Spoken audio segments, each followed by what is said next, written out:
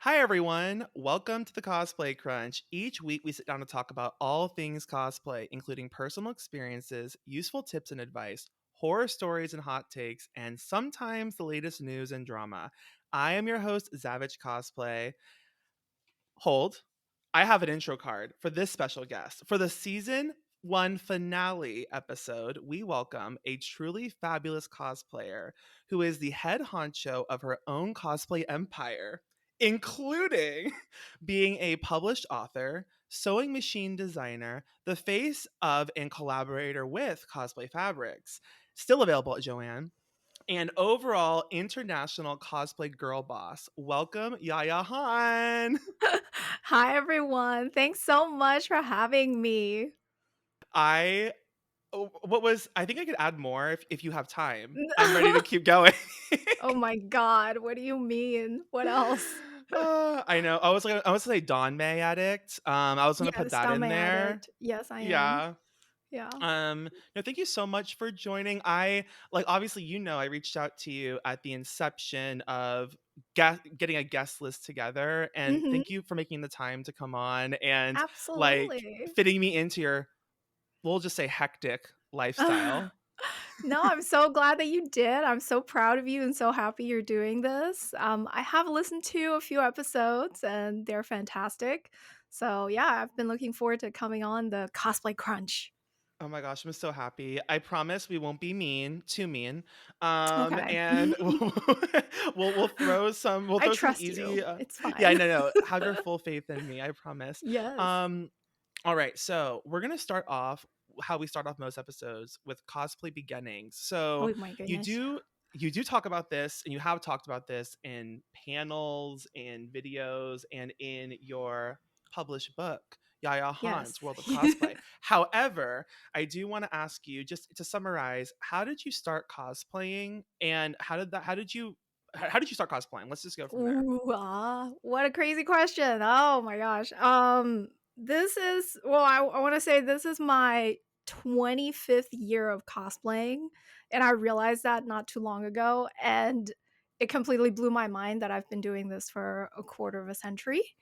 You get an So edible arrangement for that. No, you do. You can email edible arrangements and say, I've been cosplaying for a quarter of a century. You have to say quarter that of a specifically. century. That way they know that you're seasoned and experienced. And then they will Uh-huh. send you an edible arrangement, and it will say, congratulations, you are in the AARP of the cosplay community. Right? Yeah, I know. I feel like I am a dinosaur of cosplay.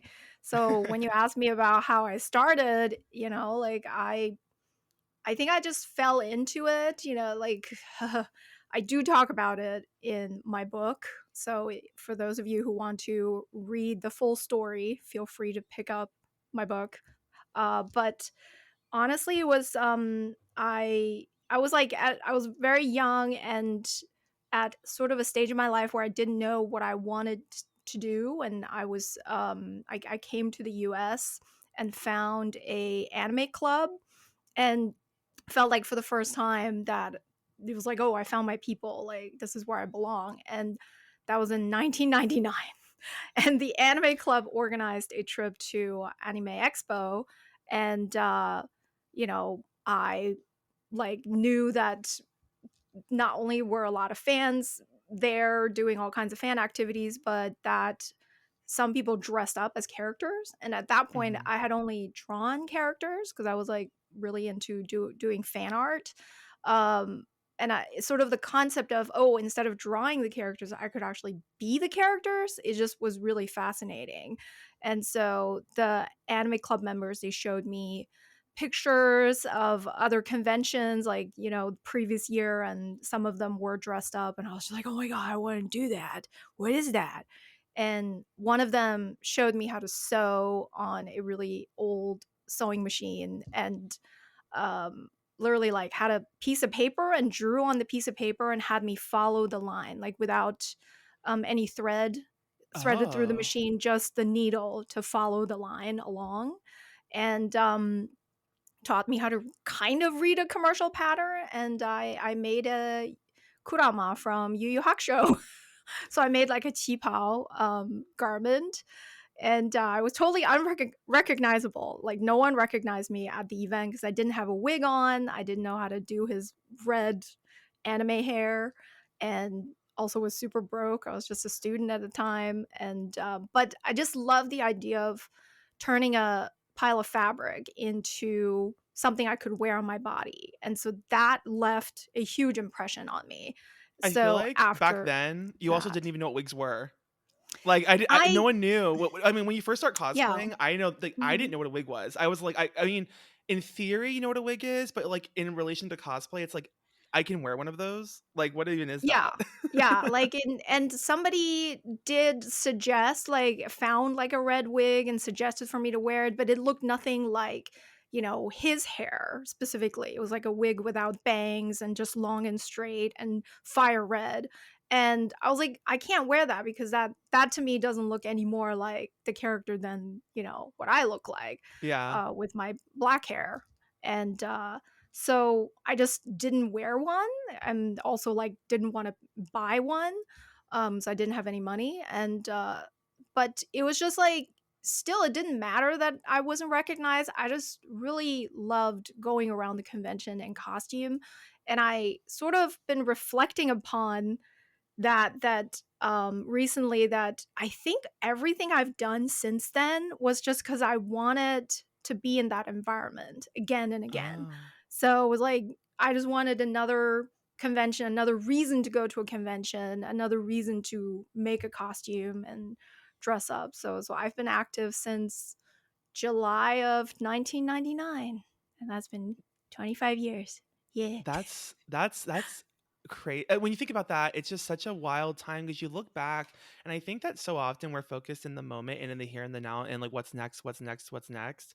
But then when you Mhm. pause and you reflect, you're like, oh my gosh, I've made so many things. I've experienced so many like places. I've done so much. Like, does that ever Yes. just like hit you and you're like overwhelmed with the sense of like, oh my God, like, how have I Yeah. managed this? So it's the way I have a description for that feeling. And it's that I feel like I'm an elf in Middle Earth who has lived for like 1,000 years and lived through different eras, and I have like so much knowledge, and I'm sort of like the secret keeper of the world, because I know all these people, and I know of all these things that have happened in cosplay in different time periods, and I Mhm. sort of look at my own journey also as different time periods, like I've sort of lived multiple lifetimes. Just Is that why free rent hit you so hard? yes, yes. Freerun is not a character that I probably normally would have cosplayed. Like she's very stoic and just sort of very Mhm. aloof and not that expressive, but her story and just what she has gone through, and you know, they really really related to that. So I am, I really wanted to make the costume and be free run to, because it's like, how do you express that, it's like I'm the only Right. one that has experienced so many things, and so many people that were doing the same thing with me 25 years ago, they have completely moved on, and Right. are not even the same person anymore, or some of them literally passed away already. So it's like, yeah, but I'm still here. Well, that's So like, I mean, you just hit on two common themes, I think. One, I believe, is the longevity of the longer you do cosplay, the more you see people come and go. mhm, The ones that you started with might not even be here cosplaying anymore, and you may have still retained a friendship, but just by the nature of what we do, conventions are how we see people a lot of the yeah, time. And so if they stop going, your likelihood to maintain those connections is a lot less strong than, if they were. And obviously, we're adults, and like, I think that strong bonds are harder to break, and you can still remain in contact or remain friends with someone even if you don't see them for like a span of years. But even mhm, still, it definitely, what you've said has been a theme in the past with people on this show and other in my life, where it's like friends and relationships change and dynamics change, but you're still here doing what you're doing. And the yeah, second thing is that you mentioned you had a connection to free rem, and we talk about cosplay burnout. When making costumes, I feel like having a strong a lot of times having a strong emotional attachment to the source material or the character is a strong motivator to seeing a project through to the end. Oh, Whereas, totally. yeah, Yeah. do you have any experiences where you have wanted to make a costume because of the design, but not necessarily because of an attachment to the media or the character, and you have struggled to finish or haven't finished? Of course. Of course. Of course. I Which have give had me an all those example. experiences. I want one. I want one. I will I'll give you the example of Gamora from Marvel's Guardians of the Galaxy. So it's I did a Gamora costume from the comic book where she wears white like tech armor, and so it's like a futuristic suit of armor, and I did it because I was asked to be on a Marvel Becoming episode. So it's a video series that Marvel produced, and my friend Judy Stevens, she was the main producer, and asked me to be on it, and I wanted to showcase like a different type of costume. I wanted to showcase something complicated and that required skill to make, and so I spent like 6 weeks making this armor out of foam and resin, and and then like but it's like I hadn't read that comic book. Like, of course, Mhm. I know Gamora and I watched Guardians of the Galaxy, but I didn't like read the specific comic book that costume was from. And I wouldn't say that Gamora is a character that I had like that strong of a connection with. But I just thought the design would be cool to showcase in Mhm. a, you know, video about crafting and sort of like Marvel cosplay. And so when I posted about Gamora, finally, the reaction was really negative.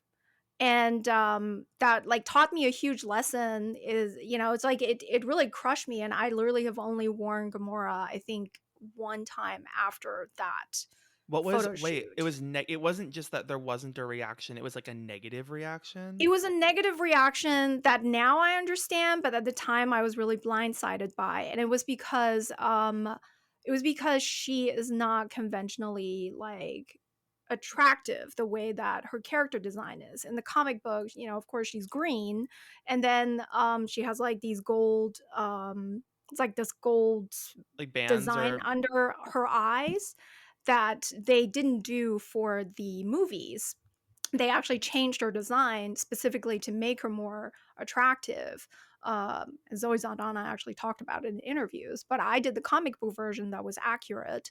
And so Mhm. she just didn't look like my other costumes. She just wasn't sexy. She was completely covered up from head to toe. Mm. And, I don't make that much armor. So I think, admittedly, the armor maybe, like I thought it looked pretty good, but I think the paint job could have been better. And people just really started to make comments like, that doesn't look like your usual work. It's like something is weird. Or somebody just literally is like, I'm disappointed. This is not the usual quality. Like they didn't outright say you look ugly or anything, but Right. they definitely But all sort but of were saying that. commenting on, like that this is just not what we're used to from you. Like it just made me feel really like all the work I put into it was not appreciated. And yeah, it's like to this day I just have like I like really learned my lesson to not force myself to make something that I personally wasn't really passionate about. And that Mhm. was I think Amara was 2018, and so that was the last time that I did that. Ever since then, any costume I've made has been truly just for me, or a company paid me to do it, you know. Right. I And I mean, actually outside yeah. don't even enjoy, like, I don't enjoy making costumes for sponsored and, promos for companies if the character isn't someone that I would have cosplayed anyway, you know. And one Gotcha. example I can give for that is Dungeon Fighter Online. They paid me quite a bit of money to make one of their ranger costumes. and I also spent about a month making that costume, and I really liked the content I made. I really liked everything about it, but the the character had like sort of like a Karen haircut. It was like a blonde sort of bob that I feel like it was like I try to make it look good, but it just again, it's like not something that I probably usually would have done if I Mhm. had picked, a costume to make. Probably not that design. I would have picked something else. And the reaction to the costume was really also again kind of lackluster, and then I just really haven't felt like wearing it that much ever since then. Like that's how I kind of gauge my excitement about a costume is after I make it, how often do I want to wear it? Mhm. So like now I even am a bit choosy on what promotional projects I will take because I want to kind of wait for the right time, the right opportunity with a character that I really want to be, like Chun-Li from Street Fighter 6 or Lady Dimitrescu or something. Right. How So, much of that, like, I guess it's so different for cosplayers that are not like on the international stage, I'll say, with that level of social media presence, because I think that when people like me post a photo, I can probably count on one hand the times that I've gotten anything negative posted on one of my photos because my audience is so much smaller and it's people that usually I know or yeah. that are they're following me and they know what kinds of costumes I make, which I guess is kind of a parallel because I guess your audience is like expects like the Yaya Han brand of a cosplay, right? There are certain Oh my elements gosh. involved, Yeah. Yeah. but like for you, I feel like is it a combination of how you feel about the cosplay yourself when you wear it and the reaction online, or is it more dictated by the reaction online that indicates like whether or not you're Mm. happy with that? It's for me, it's not, I don't go by the reaction online anymore, Mhm. and I will say I'm privileged to not, like, feel like I have to placate my audience, and I feel like also as somebody who's been doing cosplay for so long, unless I make costumes that I like and dress up as characters that I want to be, I will burn out, I will Mhm. not be able to continue doing this. So I and then sometimes, what I like coincides with what is popular, and that's great. But then sometimes I will cosplay a dumb May character that literally nobody gives a shit about, and like I will get, 200 comments when I post a popular character and literally like 5 comments when I post like my Herr costume. And that is also like something I've accepted. But I think it's just about like I really the way that I choose costumes now is because I have chosen costume for all the reasons that you can think of, once upon a time, of course, I like try to choose costumes that, could potentially give me more eyes on my brand, Mhm. whatever. But it's like you try everything once or twice, and then now I'm like what works for me is I have to do a costume that I want to do. So it's like it Mhm. doesn't really matter if it is popular or not. So, Yeah. No, I yeah. mean, I think that's a really good perspective on everything. It's just Well, I interesting. try to instill this in other cosplayers too, is that like you really have to, if you want longevity in this, because this is such a personal and creative space, you have to choose projects that really mean a lot to you personally and not worry too much about you know how it's gonna like further your brand or something. Right. Like it there you and maybe sometimes you can compromise, like you can make something that is popular and then make sure that you also make something that is a passion project, like it's like really just balance it. um because a lot of times the people that come and go, like you say, in cosplay, they're the ones that strategize doing this really hardcore as long as they Yes. can, and eventually they burn out Very. and they find something else that is easier to deal with, you know. I Yeah, actually it's do the a panel ones, yeah. about this topic and about like the shelf life of an online creator, and that usually it's only about 5 years. So spend that time and do what you can. But if you want to go beyond the 5 years, then there has to be another like there has to be like a genuine reason. There has to be like an intrinsic motivation to want to continue to do what Hmm. you're doing.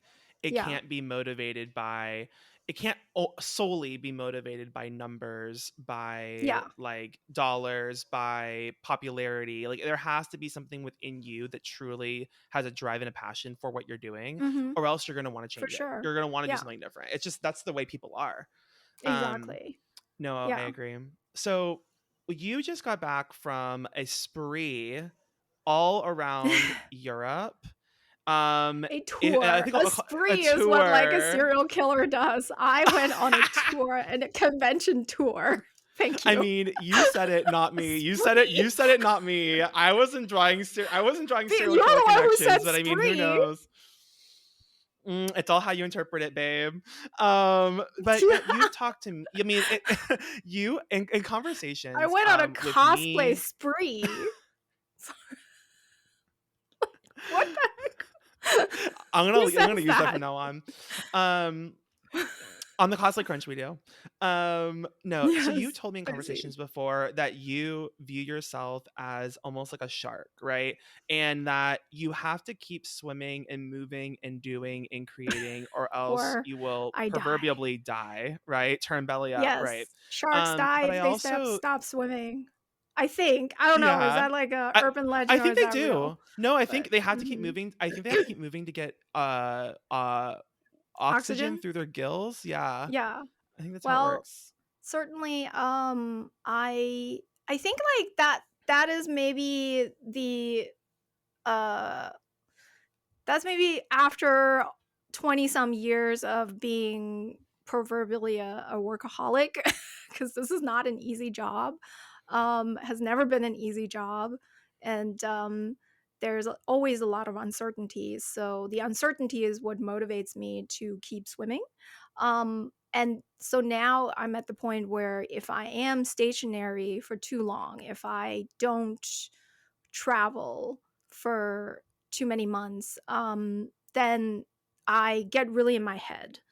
And I think there are a couple reasons for it. And one big reason is that social media is just not that healthy for you. It really isn't. Mhm. Definitely for me, it's not healthy to only interact with people through social media. And I learned all of this very much so during the pandemic, like the 2020, that the year where we really couldn't have any events.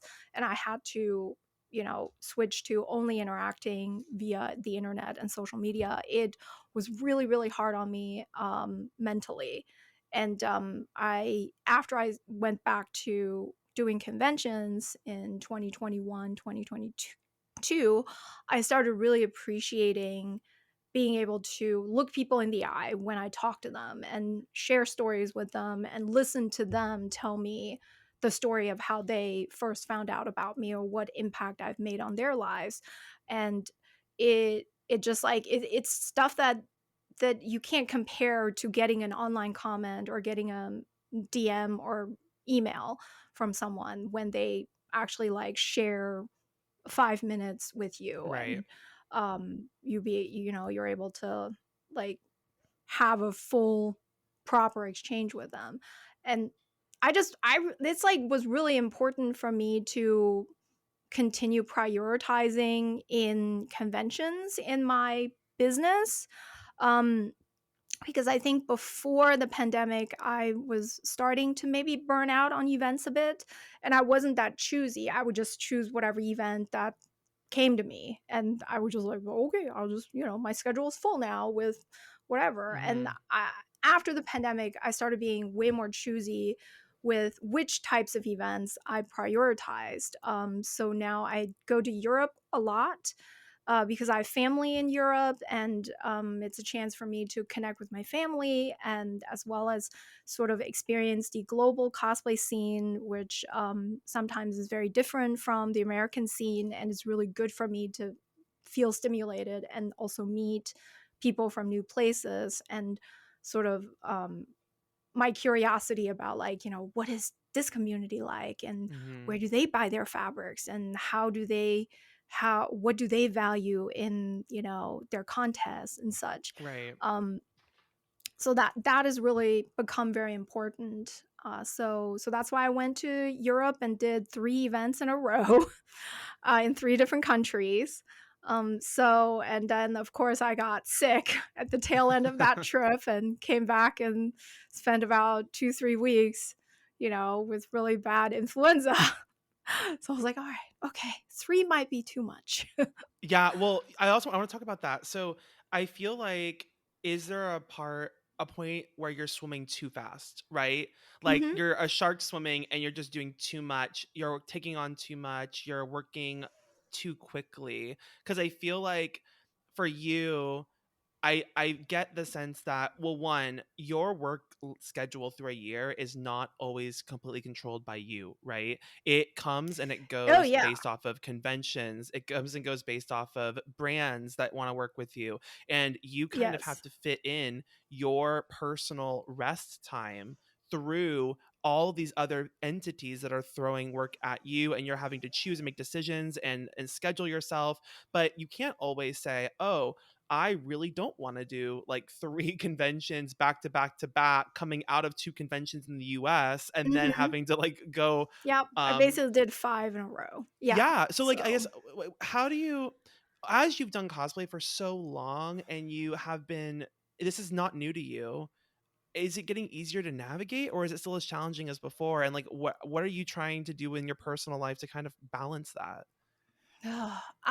so it's never easy. And that's what I talk about, this job not being easy because of the uncertainty. It's just the nature of it. Even someone like me, who everybody probably thinks, "Oh, she's, doing really great and she has all these ongoing projects and, is probably super in demand and should never worry about, what's going to happen." But there's a lot of stuff behind the scenes that it's like nothing is certain. Everything can end immediately. And with the conventions and the scheduling, it is incredibly challenging because all the conventions always schedule around certain months. So Mhm. May is really tough.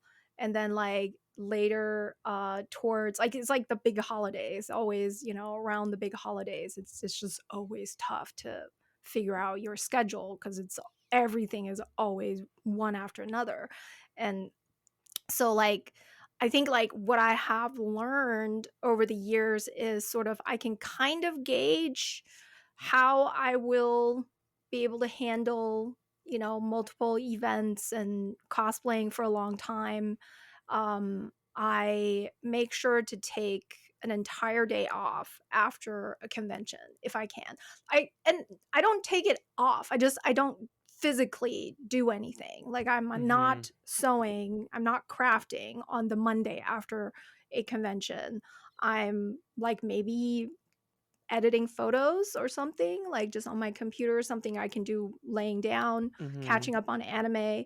Like, I do need to take a full rest day. Like, people that will take time off to go to a convention but then go back to work on Monday completely wrecked, like, Right. that is Guilty. something I don't, yeah, I can't do anymore, and I won't do anymore. So it's like Right. that's that's what I've learned. I have sort of trained my body to not be hungry when I'm in costume. Like, I don't Very really that. eat in Yes. costume. Or well, also, like, peeing and everything too. Like, I don't know if Yeah, that's a like, me sort of, I thing, mean, I but, don't like, think when I'm in a that's that bodysuit. healthy, but I sort of, mhm, mhm. Yeah, you don't even wanna pee. No, like, I feel like it's sort of like intermittent fasting. Like, I'll eat a really big Oh. breakfast and then I'm okay throughout the day, and I don't need to take, cuz it's like I feel like that actually makes my energy drop is when I Mhm. eat. and then it's like your energy, you're in food coma, and everything goes towards, digesting instead of keeping the energy up. And Also, so eating in I'm cosplay able with to power wigs and through. makeup, like Yeah, that. Yeah, no. So it's like I know myself, and I kind of am better at gauging my limits. And so one of the things with conventions that I'm guesting at, I tell them I don't want to do any events before 11, because mm, it takes like 2-3 hours in the morning, yeah. sometimes, yeah, like about 3 hours. If you get up, go eat breakfast, like it's like that's very important, eat breakfast Yeah. and then do makeup and get in costume. Mhm. So it's like I'm basically I'm ready by 10:30, and then for my event at 11. And so, like, I think some other new cosplayers stay, it's like with more stamina, you're just like, all right, I'm gonna be in costume by 9, and I'm Hmm. gonna stay in it until 10 p.m. It's like now I know I don't do that anymore. I am in costume by 10:30, and then I stay until, usually 7, 8 at the latest. Um and it's like if I have a later event that night, then I will like take a mid-afternoon break, and actually like take parts of the costume off in my room and relax for about an hour. And then I don't go to any after parties. I don't stay out. Like I do make sure I sleep. Like, so it's like you do, it's like it's a job. So I sort of really view it as that. And it's not even disciplined. It's just like I'm just tired. I need to Right. get up early in the morning, so I'm just not going to stay out because I know that if I stay out, then I will feel like shit in the morning. So Right. it's No, just I get that too. I think I used to. There were days or years where I would be like, "Oh, I'm gonna wear like more than one costume in a single more day." than one Like I will costume. say that Yes, now, yes, more I've than done one that. costume in a Yeah, day is. So I'll okay. yeah. I'll do like a costume. Sometimes if I'm feeling spicy, I will do a costume Mm. during the day that's like a real costume, and then at night I'll do something ridiculous and hokey. That is Yeah, something that I I'm think very that's into. totally that sometimes I will do too. More often than not, no. Not anymore, but like at Dragon Con, I definitely like done the night costume and the day costume. I think it really depends on what you're doing. And the main difference for me nowadays is that I don't go to conventions really like for fun anymore. I only go to Mhm. conventions that I have a purpose at. And there are different reasons for that. One reason is just simply because if I just go to cons on my own, then no con will invite me. It's like this is my job, so I have to sort of have that separation. Like you can't have me show up because I've done conventions on my own, like either as an artist or a vendor. Uh, this was like 10 years ago, something like that, and the convention actually like promoted themselves by saying that Yaya Han will be there.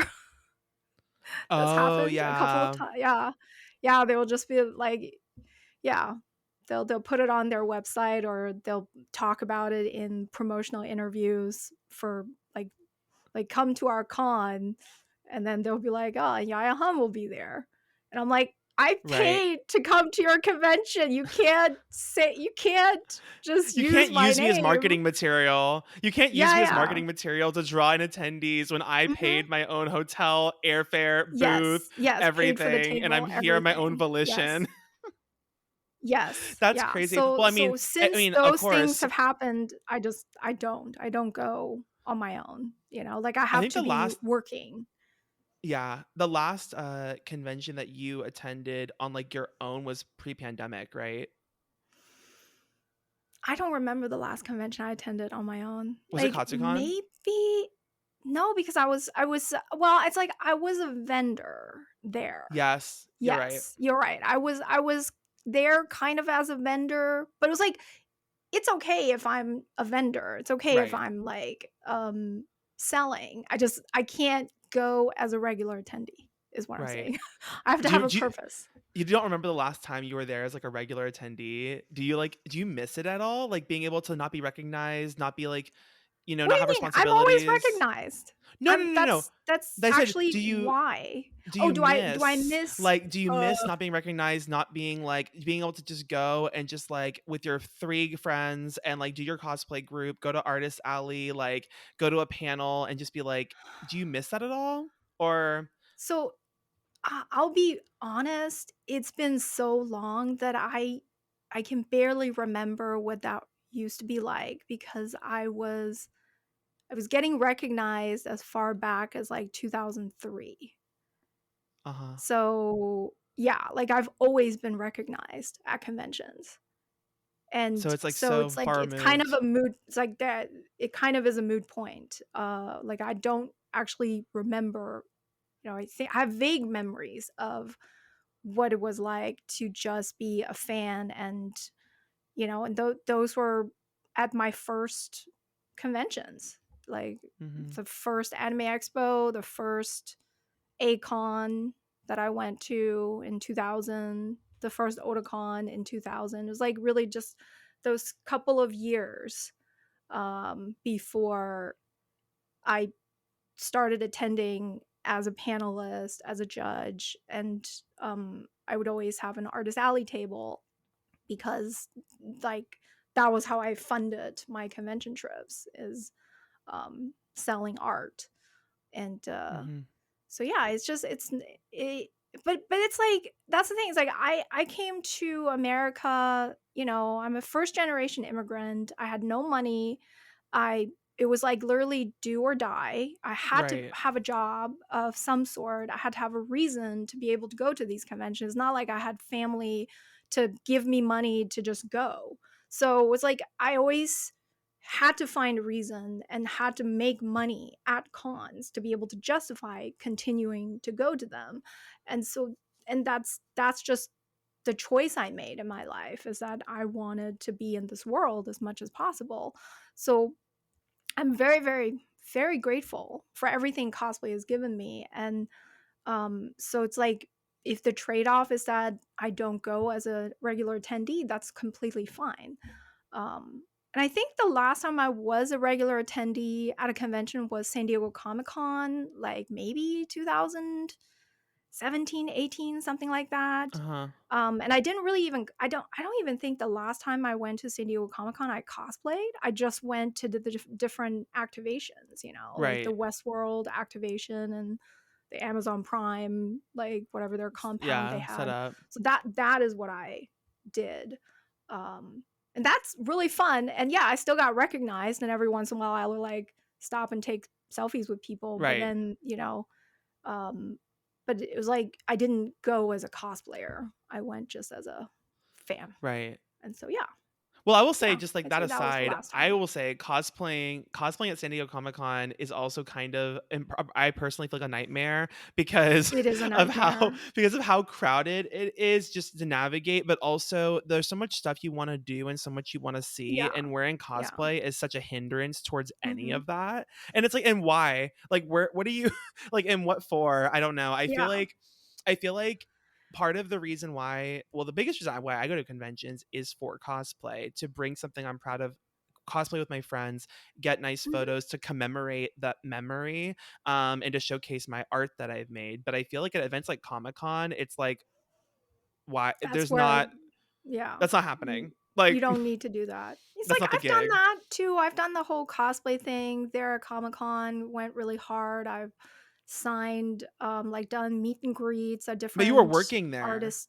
Yeah, That's I was different. working. Yeah. And I've done panels there. I've done book signings there. Like for the comic book I was in, Yeah. Wondrous. But like, yeah, for the most part, I go to cons for cosplay and to work, and I'm very happy to work in cosplay at conventions.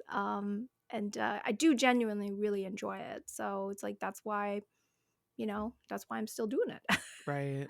Was there a moment, or like I would say like it was like a pivotal moment, or was there like a moment in time or something that happened that really set the trajectory of your life to be a cosplayer as your career? Like, it was it just I mean, obviously, it was a it's always a culmination of a few things over time, right? You didn't just snap your fingers in one moment, "Oh, here I am," right? But I guess, was there something in your head that you can think of that you made, like, an intentional decision, or there was something that got you noticed or exposed, Mm, or some type of action that occurred that started this for you?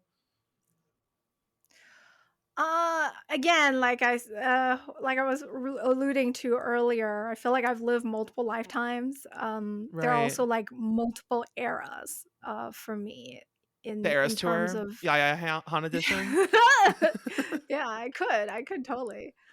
So I think the first era was, you know, um, winning contests, and then sort of being a part of the first wave of cosplayers that were allowed to do programming. Because like it used to be we were just like fans and there was like no room in the programming for us.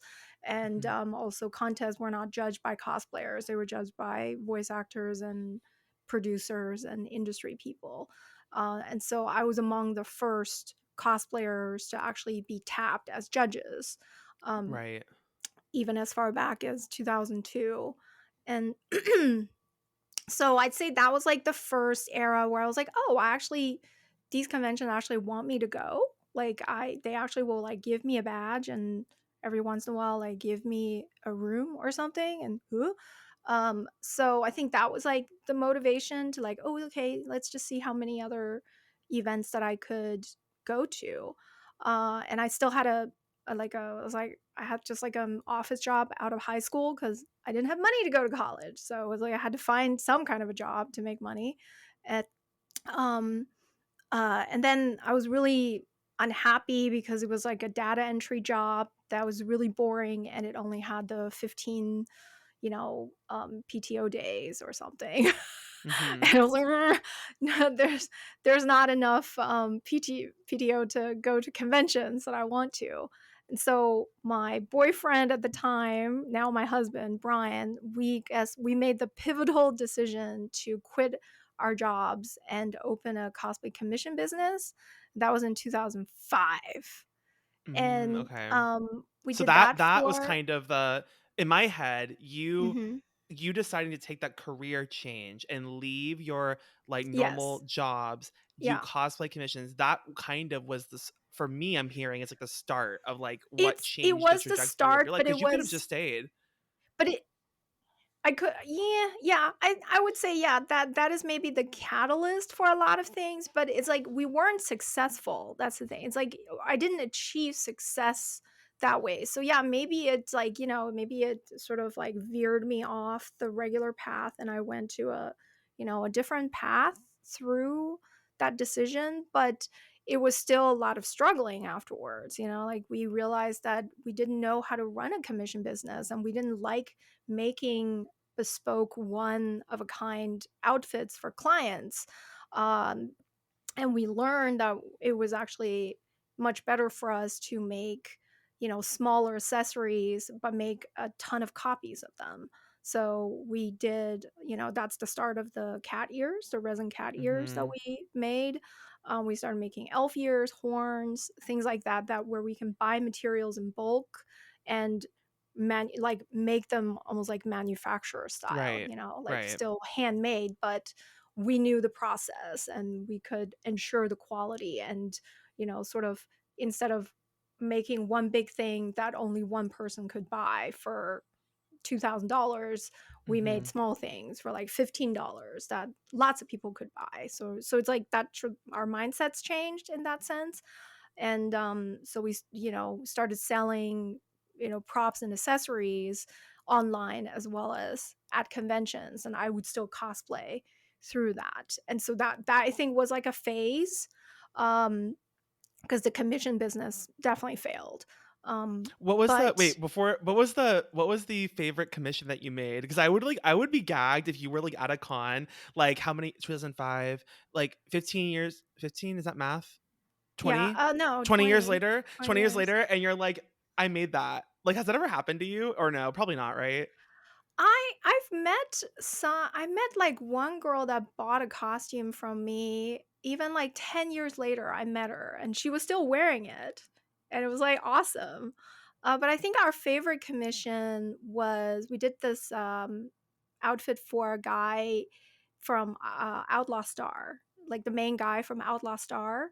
Like the trench coat with the like we like made pauldrons out of resin and everything, and um Oh my he god. wore it for years afterwards, and it just like he was always so happy to whenever he saw us, we're like, hey guys. And but we also like definitely learned a lot about like customers communication, making customers happy, and Mhm. some customers just are never happy. And it was just too stressful, and having to like think of new techniques and new materials every single time. Like we did quite a bit, because like Brian had all the molding and casting skills, I had all the sewing skills, and I also sculpted a lot, so we took on everything from props to armor to to sewn outfits.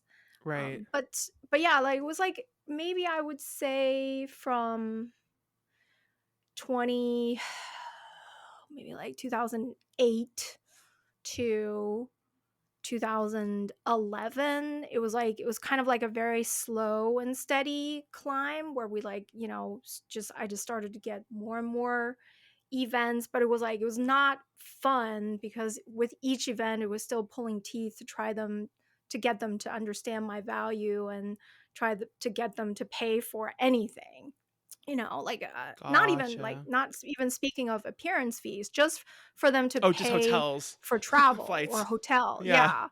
Yeah, like there were years where I guested at conventions for a badge and a table. I still had to find my own hotel room, had to fly myself out, and they would, you know, give me a table, and I could then make money at the table with selling the cat Mhm. ears and such. So, and it was like around 2011 is when I started to get more and more TV show requests. And from 2010, 2011 to 2013, that was like another era of complete chaos of these What do you TV shows wanting to be mean? developed. That was the And easiest time ever. There was nothing until happening the release of then. Heroes of You were not Cosplay. on Oh my you weren't on god. TV. You were I just literally at I home think chilling, back, knitting your scarves. dude, dude, I the conversations I've had about TV shows. I mean, I literally was like, "Am I in a movie?"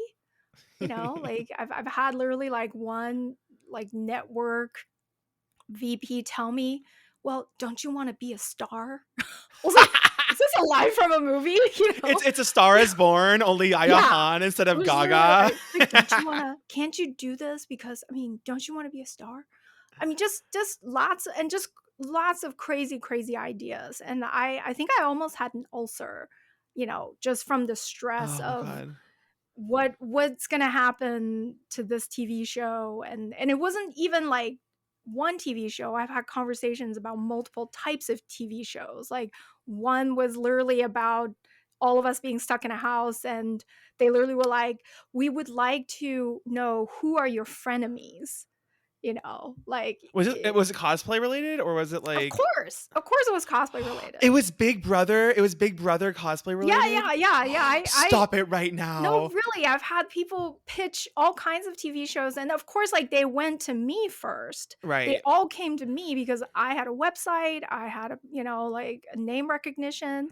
It's like like, who else were they gonna go to back in 2010, 2011?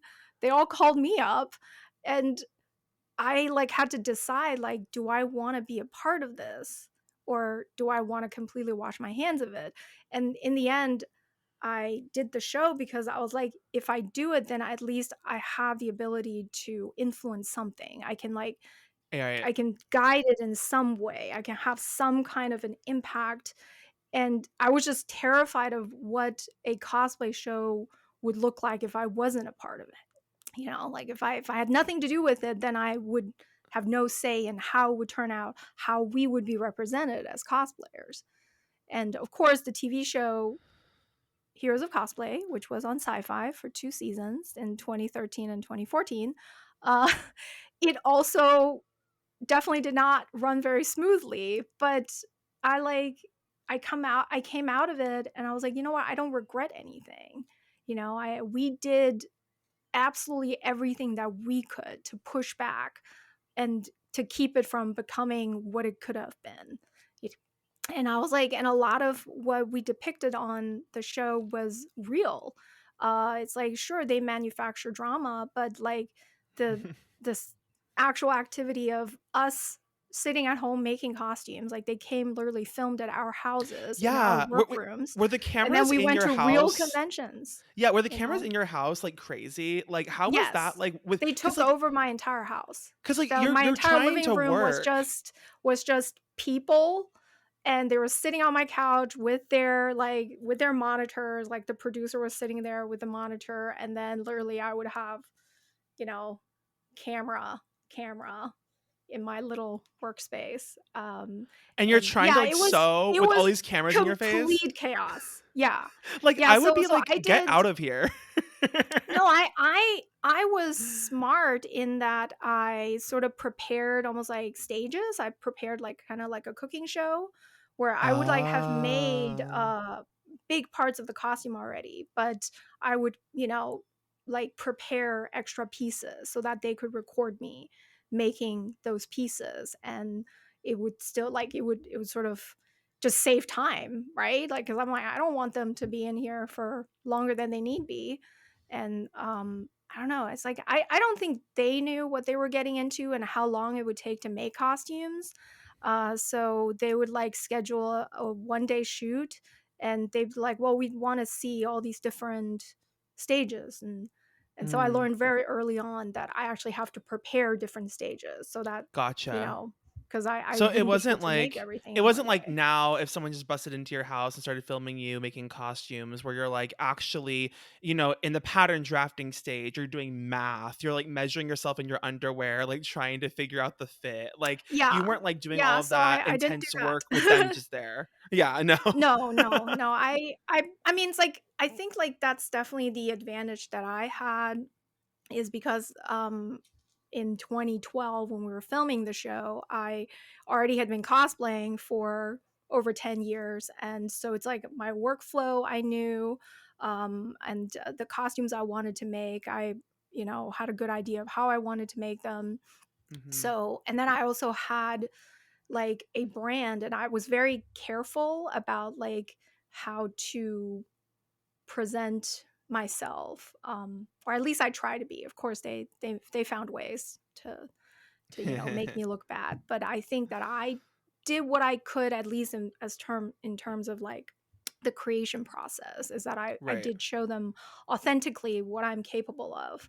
Um and I don't know, like nowadays, now I think back and I'm just like, you know what, the show, it had a a really a lot of positive impact. So it's like, Uh-huh. we're talking about eras and catalysts.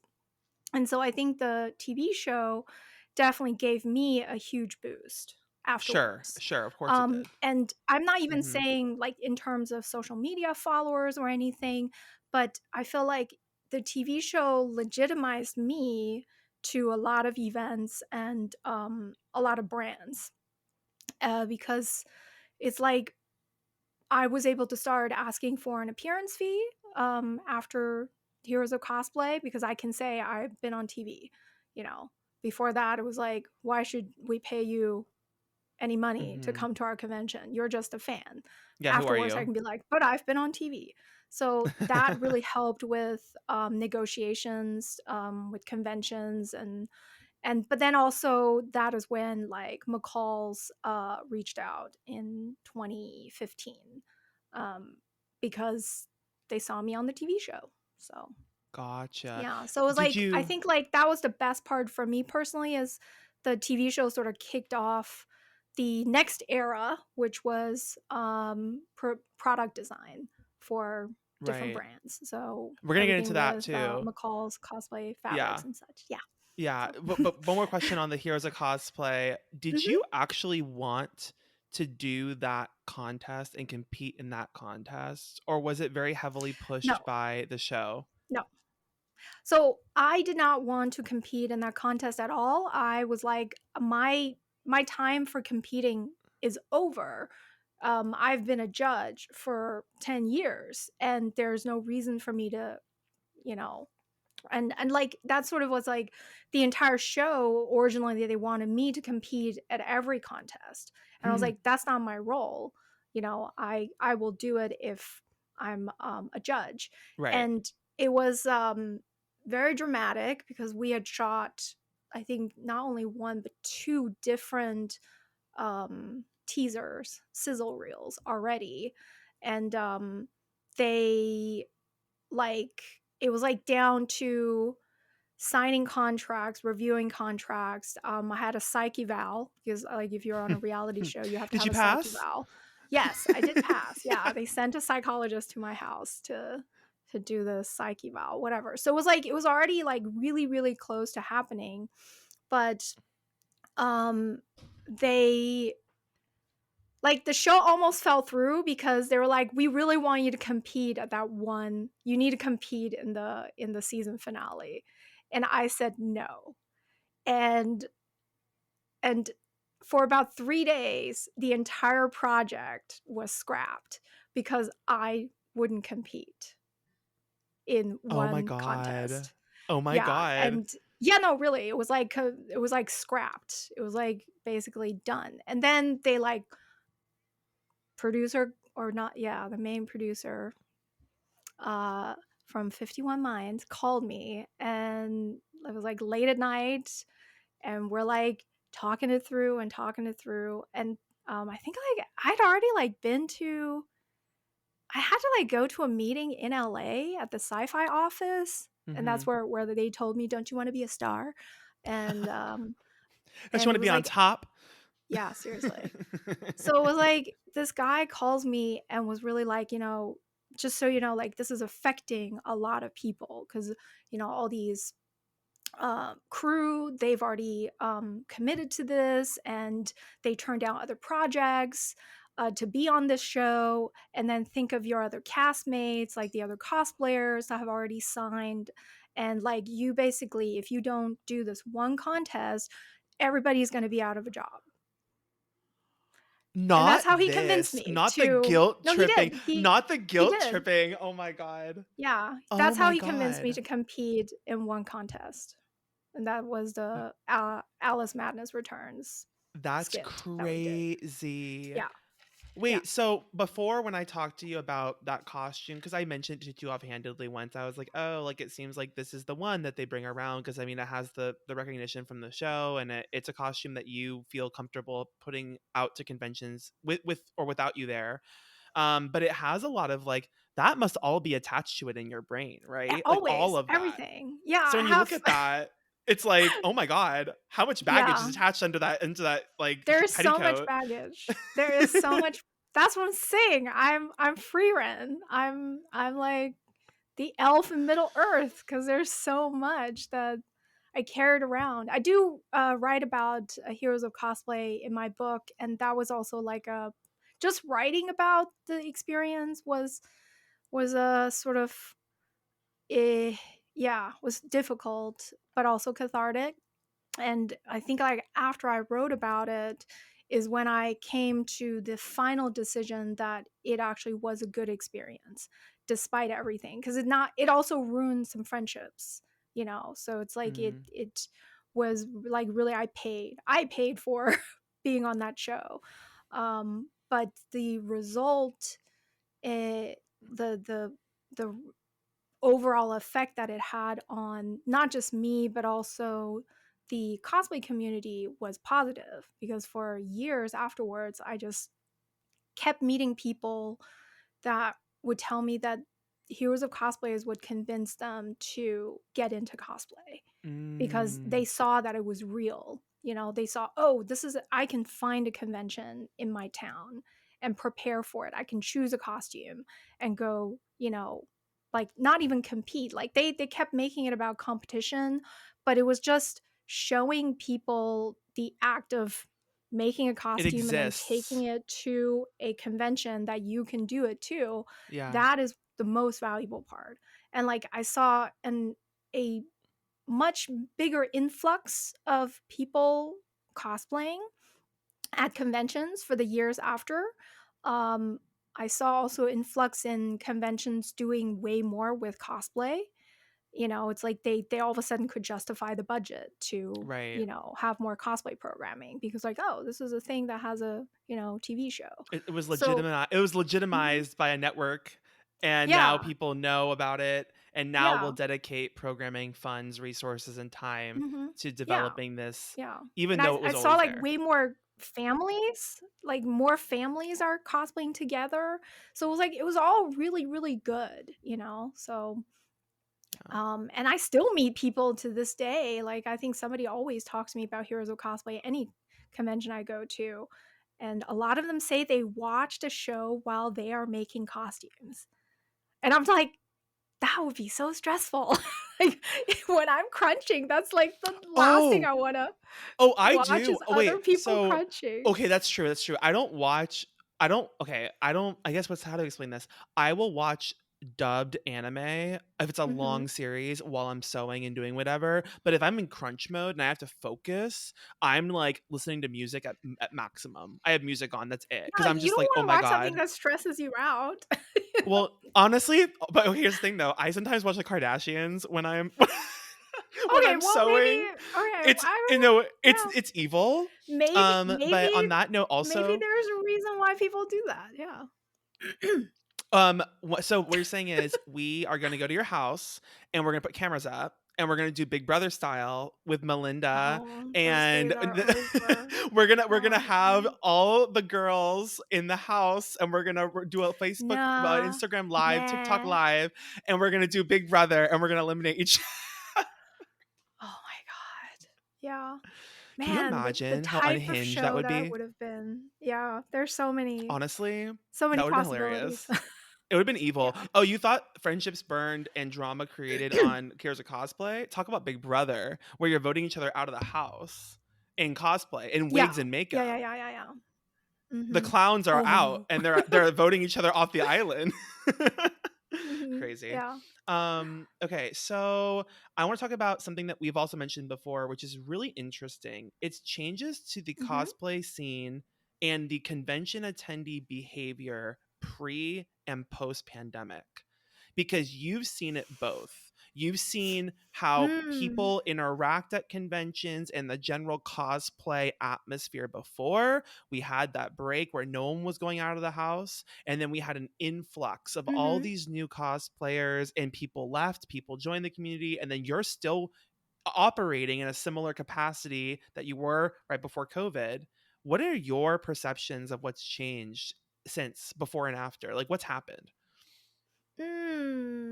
Many things happened. I I feel like with conventions, like the more like to me the biggest change that I experienced at conventions and people's behavior was before and after cosplay is not consent. That movement, because it conventions used to be kind of volatile for female cosplayers, and I do remember really like being sort of on edge, you know, and whenever I'm by myself, like I always needed somebody to be with me, and it was just always like you just always are not sure what you're gonna get, what experience will you'll have. And so then like I feel like the few years leading up to the pandemic was mellower, Mm-hmm. because cosplay is not consent sort of took hold really like maybe in the mid 2010s. And then it was just like a little bit easier to interact with people and you could be a little more relaxed. But of course there was an influx of attendees at conventions, and so just in general it became just like more difficult just for the sheer of crowds and such. But like after the pandemic, the main change I saw at conventions was the influx of bot costumes, I'd say. That's like the first thing I noticed is before the pandemic Mhm. there were more people with handmade costumes, and then after the pandemic it was still crowded, but a lot of people wore the pre-made Genshin and other types of So, outfits. like, an influx and rise of, like, fast fashion cosplay, basically. Yeah, so I'd say that's the first thing I noticed, and then, like, I do think that the behavior, like, people somehow, maybe forgot to how to behave Etiquette and at de events, and decorum. so there have No yeah. class or decorum, Yeah, honey. so yeah, yeah, so there's definitely less decorum now, but then again, I think my experience is different from the average cosplayer because I'm a known figure, and any convention I've attended after the pandemic has been as a guest, so people will generally not mess with me, Mhm. like I'm actually for many years I have not been the main target of like sexual harassment or like A wig harassment in scalping. general. I mean there's definitely exceptions, things definitely have happened, but Right. like generally the more name recognition you have, the more recognizable you are, the safer you are, because people Mhm. sort of think twice before they do something. But of course, there are lots and lots of newer cosplayers that don't have that protection, and I have always worried about them. I still worry about them.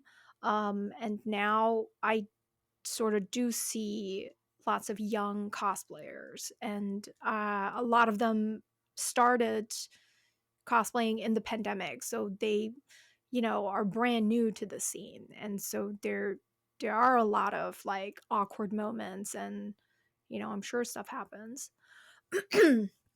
But I would say yeah, right now we're sort of reteaching people how to interact with cosplayers. Yeah, Sort like of. Yeah. re-socializing the masses on what's right, what's wrong, what do you do at a convention, what shouldn't you do, how to be like a Yeah. normal Mhm. person and a normal human being when you're talking to someone because these people are not mascots at Disney World. Like they're Yeah. like actual human well, not that the mascots aren't human beings too, but like you know what I'm saying? Like it's not Right, like but they're they have handlers and they take right. breaks, they're always watched Mhm. over, yeah, and many cosplayers they're like a bit reckless, and there's also sort of this desire to go viral, and so they will sort of come with like sometimes pretty extreme outfits, whether it's showing skin or whether it's like something really show grabby that is potentially really hard to wear and painful. Mhm. So yeah, I do see more and more of things veering in that. So like people really going hard. Um, and people now make TikToks. They set up their Yeah. tripod and do TikTok dances and They sure such. do, girl. In the middle of Yeah. the lobby, in the middle of So the atrium of the that's definitely Gaylord, doing their new. little Yeah. yeah, Yeah. I mean, I don't think I could ever, but I mean, it's fun. It's as long I feel like as long as you're not hurting anyone, you're not destroying property, and Of course not. you're not like Yeah. harassing others. Do your little Yeah. TikTok dance, post your little video. It's all very cute. But I think, yeah, I think the biggest thing for me is it's like what you said. There was a whole collective culture shift and adjustment over time towards being respectful to one another in convention Mhm. spaces that I feel like reset backwards after the pandemic. And I Yeah. think that it's because people left, new people came, we were separated into our houses, we weren't with other people. But I don't know. I feel like I hope that we get better, and I think that time will tell, and I think it will probably improve. But it is very interesting just from my own eyes of going to conventions, the differences that I perceived from pre and post pandemic. But yeah, Mhm. no, it's Yeah. just I guess something that we'll have I to see. I've also it's really weird, but like for the last probably 15 years, like until the pandemic, I never had to explain who I am at my table. Like people knew who I was. And then Yeah. after the pandemic, at some conventions, somebody would walk up and literally be like, "So what do you do?" And I was like, "Oh, we've come full circle. We're like in a new generation now. Now I have to explain again who I am. Oh boy, how do I explain what I do?" You know? And so it's like because 'cause they're young and Uh, they just got into cosplay and they've, never heard of me before. So I was like, "Oh boy, okay, now it's like literally a brand new generation." So oh my god. I We're noticed doing the that. work again. We're putting in the ground Yeah, level I was like, work, the "I don't know grassroots how to campaign. explain. What do I tell them? I don't know how," it's like, my story is too long. It's like, I Yeah. cosplay You and say design sewing you say, machines. "Well, I don't. if you buy my book, you can see all you can see all about me." No, that's Yeah, so yeah. yeah. Anyway, I want to talk about international versus US cosplay culture Yeah, and contests I love talking specifically. about that. I Yeah. know for me, right? Like I have never been, and many people, I think honestly most people have never been outside of their country and gone to a convention outside of their home country and let alone competed in a cosplay contest. And some of the things I think are more publicized, like the Japanese cosplay culture and the etiquette of when you put your costume on and like where you wear it versus in the US. Like I feel like that's more understood and like at least more prevalent in the collective consciousness. Like I know like more about that than I know about, oh, what are the general cosplay contest expectations if you're competing in like, I don't know, Germany for example. Like I guess can you talk a little bit about, Mhm. I guess broadly about the cosplay culture in different countries you've seen, but more specifically I want to know like the cosplay contest, like Mhm. mentality. That's the word, Yes. mentality. I love talking about international cosplay scene because cosplay is a huge global phenomenon, and I'm very lucky that I get to visit a lot of different countries and see how their contests are done and meet cosplayers. It's like always very important to me. Um, I sort of like I just am very interested in the sociology of cosplay, Yeah. and I think a lot of my book, I did a lot of research and I became very confident in writing down certain, experiences because I talked to other cosplayers about those experiences too, international and US. So anyway, there's a really big cosplay scene internationally, but there aren't that many countries yet where you can make cosplay into a career. So the Mm. US is one of the few where you can really build a career through cosplay.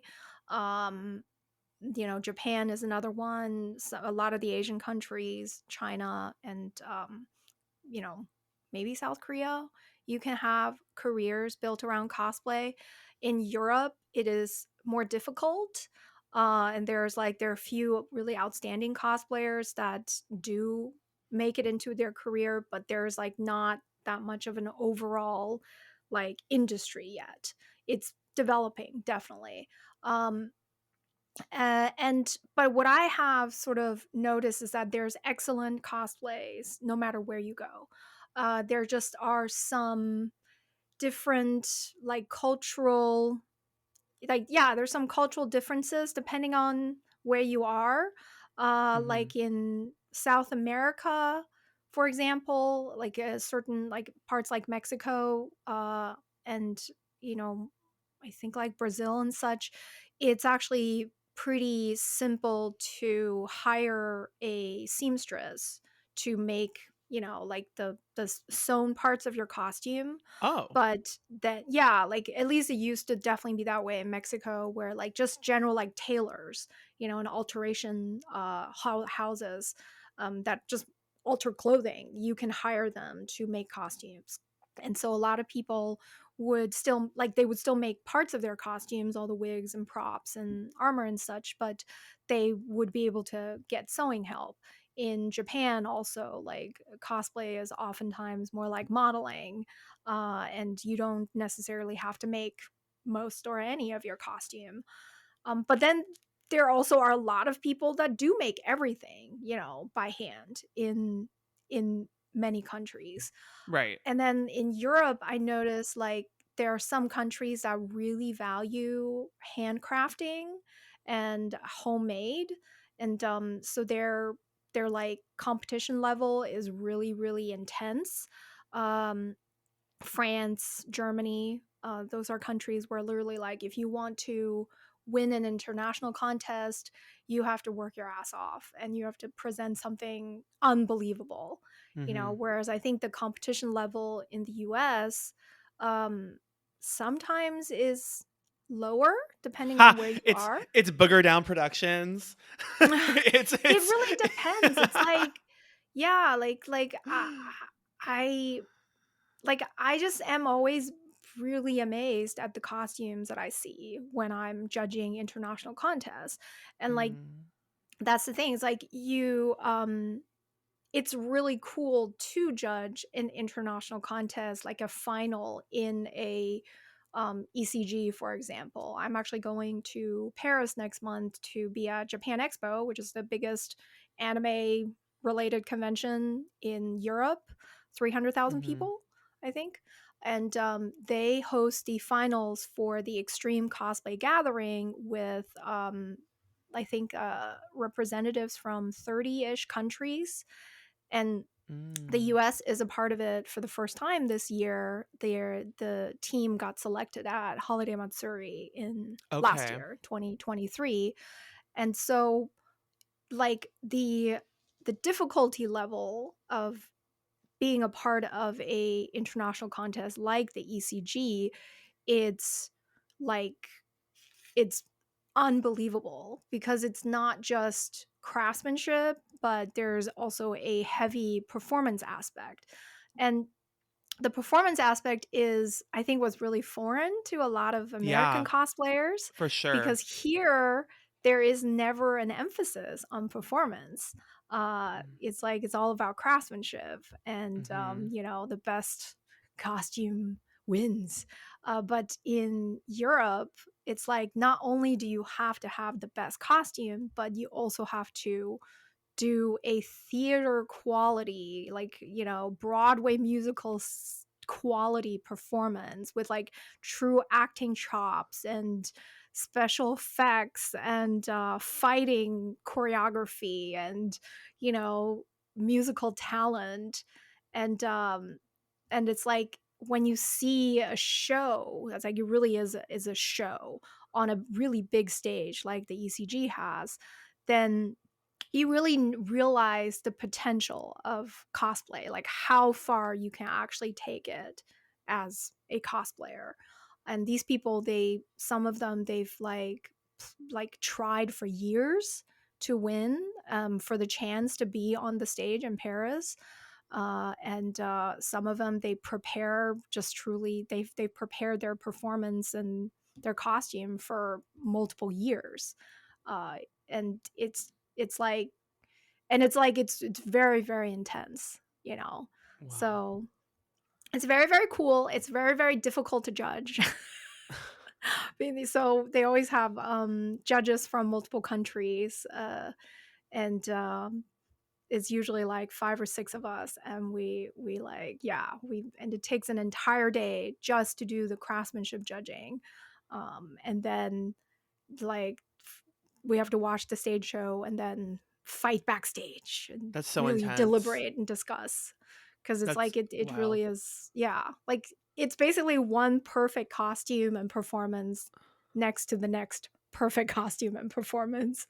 Right. So yeah, it's really, really cool. I think in general, like, so I want to just very quickly kind of impart upon your listeners that I think right now, 2024, we are in sort of a golden age of cosplay I competitions. said this. I said, You okay, no, here's the did. thing. Here's the thing. Here's the thing. I said we're in a golden era of cosplay. We're in a Well, I said that maybe dramatically. We're in a dark age of conventions, but I think we're in a A golden golden era age of of cosplay. Yeah, and Yeah, yeah. it's for especially cosplay competitions. Mhm. We are at a golden age, and we've not always been in this golden age. And once again, as somebody who's been doing this for a quarter of a century, I can tell you that at the beginning, it was like we only had competition as like the only programming Right. for cosplayers. So those of us who won a lot of competitions stood out.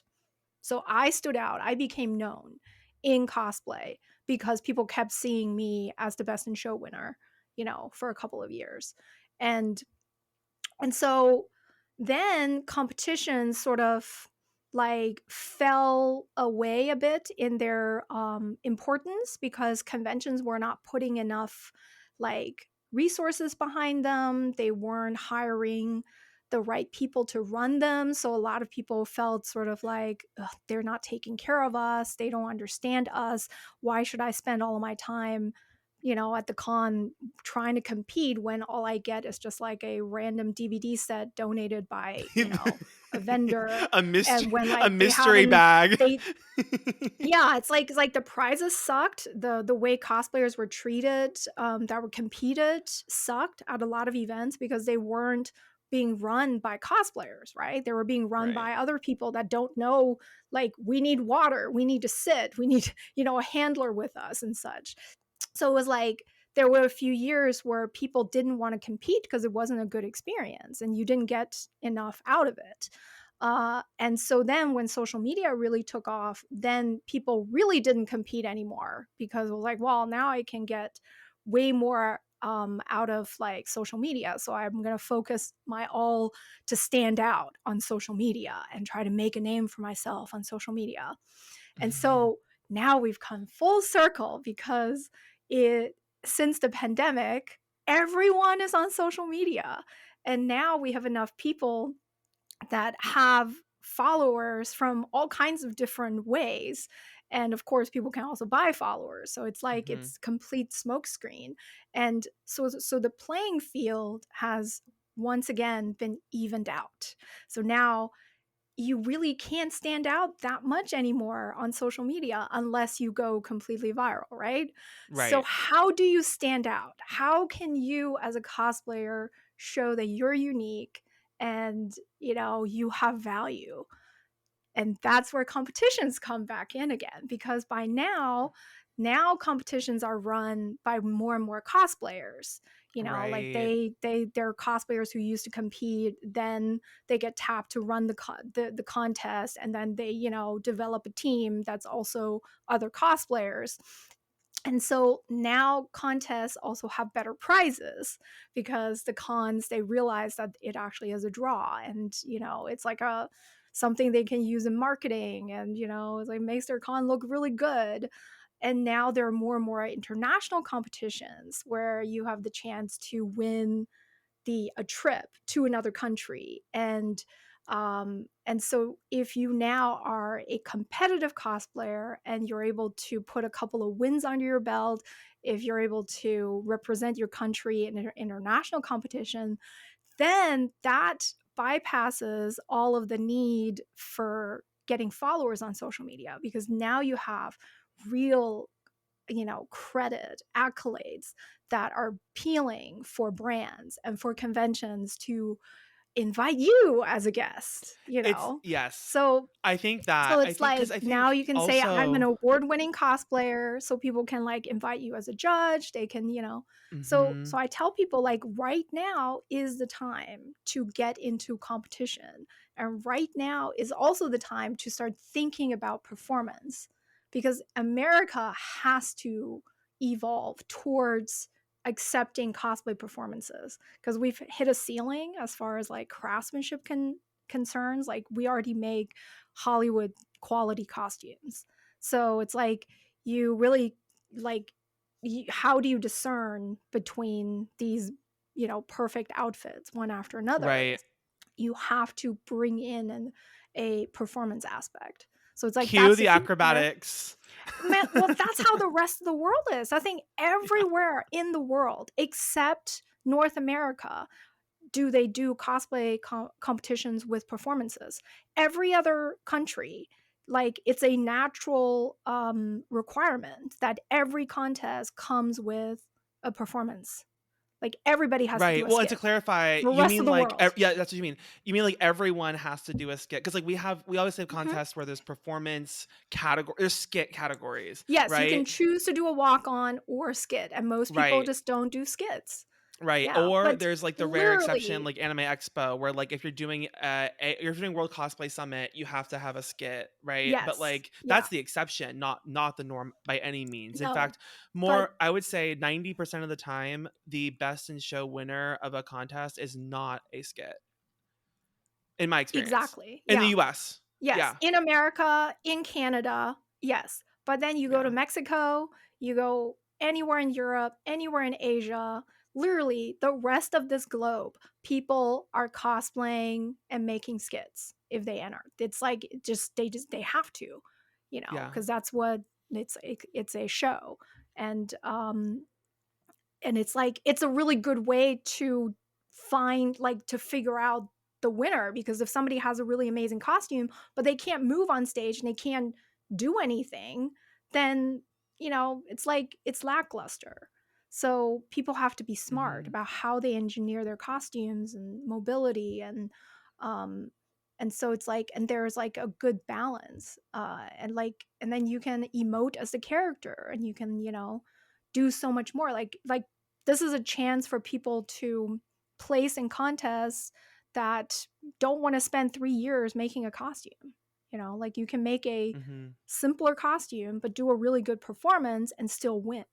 So Right. That's a good point, and also, like, going back to what no, it is, because also going back to what you said mhm. about social media having it come full circle, right? We've come full circle with the new generation of cosplayers, the recognition, right? We've Yeah. come full circle with the social media. I think something that I realized for myself, which is so strange, was like, I mean, for the longest time in the age of social media, I'll say, like when you referenced before, where everyone was focusing on social media, not contests, I had this perception that I don't have the time, energy, resources, money to dedicate towards growing a social media following. I just cosplay because I like to cosplay and I wanted to better my own craft. So I didn't even, I had a social media for fun and I posted pictures because I like to post pictures, but I was not like, oh, I have to, you know, target this algorithm or I have to like post this many times or Mhm. I have to do this. Like I was not playing that, right? So I Yeah. kind of just existed and like furthered my craft and developed myself over the course of time and maintained a presence on social media, but it was not like a strategic one by any means. So by that extent, I thought, well, I don't have like tens of thousands or hundreds of thousands of followers. I'm surely never going to be uh, asked to be a guest at a at a convention or judge a contest. Like, it's not going to happen because I don't have this following. But what you said But has yeah. rung true in that Mhm. the amount of people that are on social media, the fact that anything can go viral if you have the right like algorithm pushing it and the right audio or whatever that may be, right? That doesn't really mean that much anymore. I mean, it's No. helpful in that some cons want the reach, right? They want a cosplayer that can Mhm. promote their con and give the reach. But when you're Yes, but looking there's for so many of actual them now. There's that's so true. many. That's They're true. the dime a dozen. So many That's people true. have, like 50,000, 100,000 followers on TikTok or whatever. And Mhm. it doesn't really, like, doesn't mean that you have the skills to do programming at events. Right. And it doesn't mean that you That's have the mhm. skills to, make a project for a brand. So it's like you have been competing and you've been getting guest gigs in the last couple of Mhm. years, right?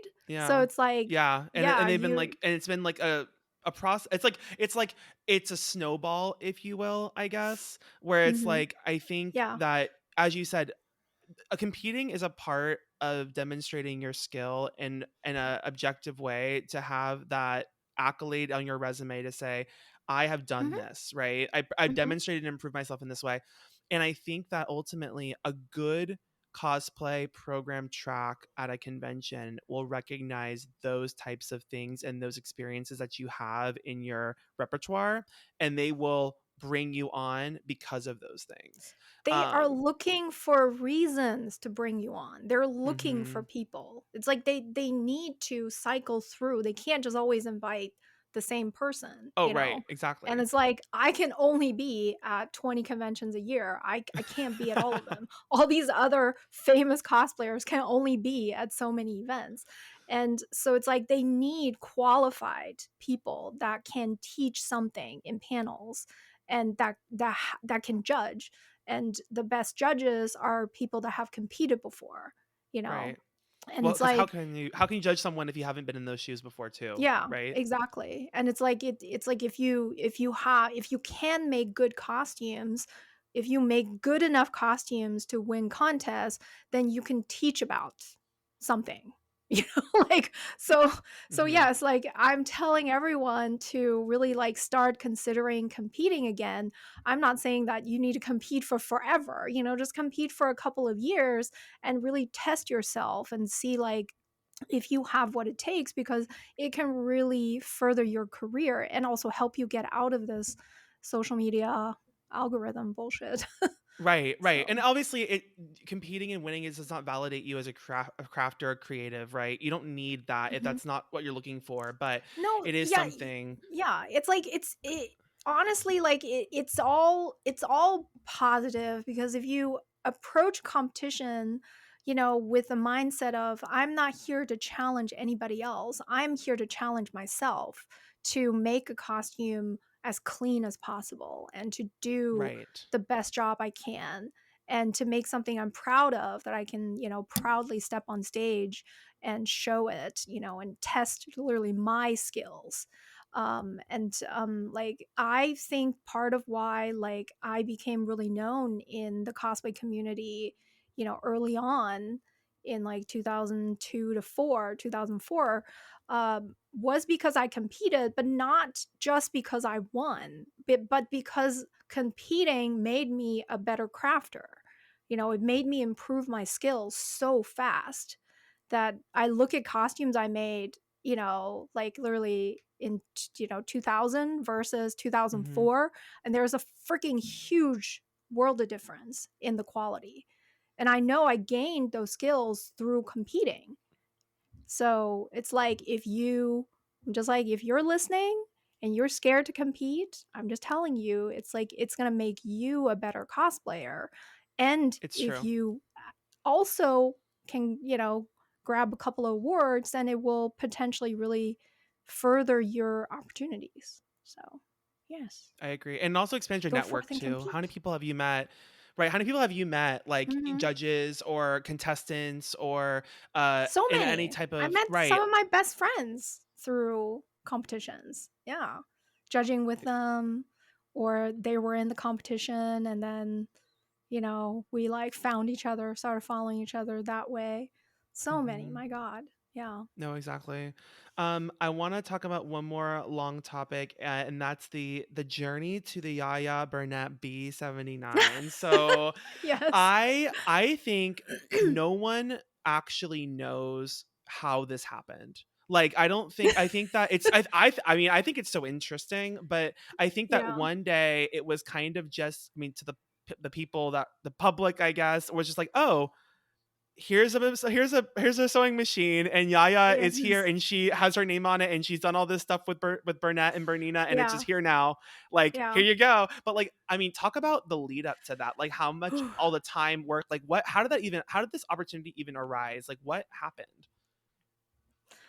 Yeah. So I designed a sewing and embroidery machine with the Swiss sewing machine company Bernette. They are owned by Bernina, which is like the Rolls Royce of sewing machines in the world. They're just Yeah. pretty, it's the best quality of sewing machines. It's also the most expensive brand of sewing machines, I think, Bernina. And Bernette is their like their lower price line of machines. So it's like a mid range sewing machine line, but it is really good quality still because it's still run by the same people that do the same type of quality control. And so Bernette machines are really fantastic. But they're way less known as a brand because it's like, the comparable competitors in Janome and Sure. in Brother Brother and or like such, Baby Lock. But yeah. yeah, but you don't really know Bernette. So uh that's the preface. And then the other preface that I have to talk about, since we are on a podcast and we have some time, is that I worked with Bernina back in 2017 and 2018. So they approached me at C2E2. I was a judge for the Crown Cosplay Championships, and they had a booth there, and they wanted me to be an ambassador. And they wanted me to be an ambassador for them. Mhm. And that Mhm. meant letting me sew on a Bernina and sort of just like start making all my projects on it and just organically make content. Um, and I think that was 2017. And so then in 2018, the Swiss branch approached me, like, so the international branch, they approached me to become an expert for their new 590 series.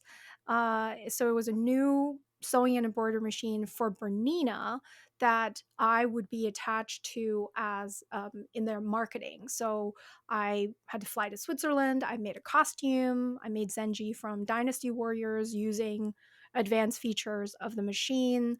And we recorded, like a marketing campaign. And then I went Mhm. to their dealer conference, Bernina University, and I was on stage and did a presentation on cosplay as well as an unveiling of the B590. So I'm saying this to preface that they've worked with me extensively and that they did the whole range of like doing a whole marketing campaign. So Yeah. I think it was truly because of that relationship and sort of like me I sort of proved to them that I'm a professional, that I could, relate to their audience. Even though their audience is definitely skewed very much towards white Caucasian women who Right. quilt, and Right. but it's like I guess they did like saw me on stage and run out the door. Like they accepted me, and some of them accepted me. I don't know. So it was like, I don't know. Like I showed them I'm not crazy, and that I could hold my own, and I You passed could the be a psych eval, remember? Put that on pretty your much, resume. I yes, passed the psych exactly. eval. Yeah. So I think it was like because of that they Mhm. approached me in 2022 about making a sewing machine.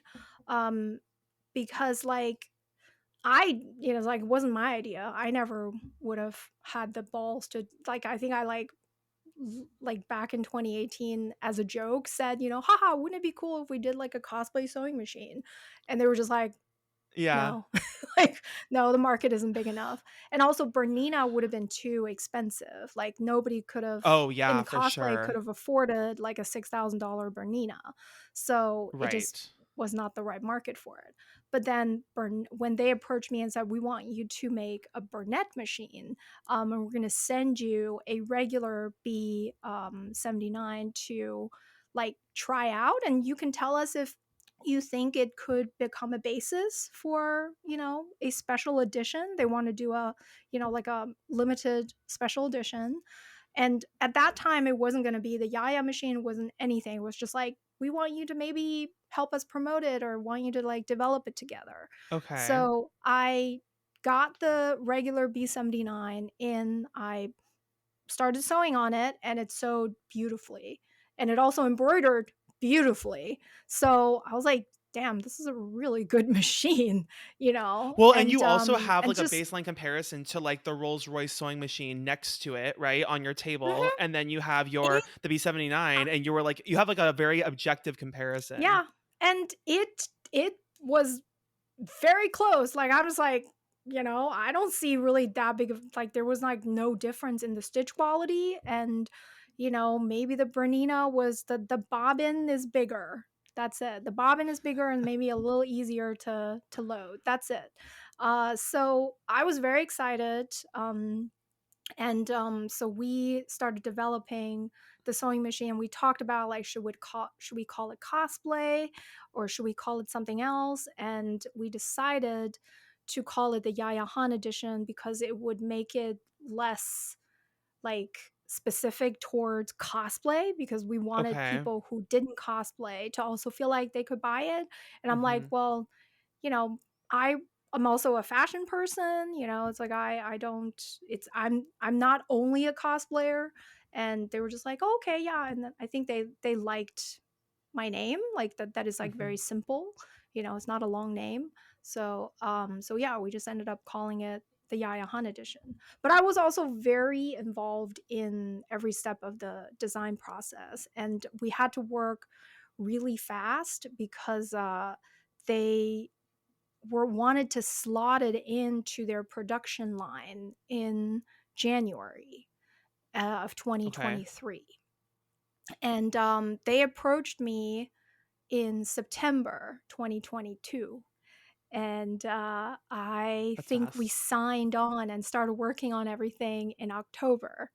So October to January is only 3 months. And 3 of course, months. 1 month of it is like holidays, Western holidays. And then in January, it was like everything had to be submitted and the production had to like be signed off and slotted before Chinese New Year, because Mhm. then the factories in China took a break and some Mhm. pieces on the machine are made in China.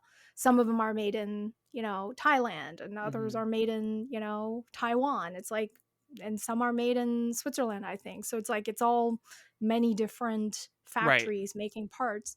But so it was a very intense couple of months. I don't know what I don't think I did that much that like during that time period. And that we used to have like meetings for up to 7 hours in a day trying to get through all the different so it was very, very Girl. intense. Yeah, Oh my yeah. god.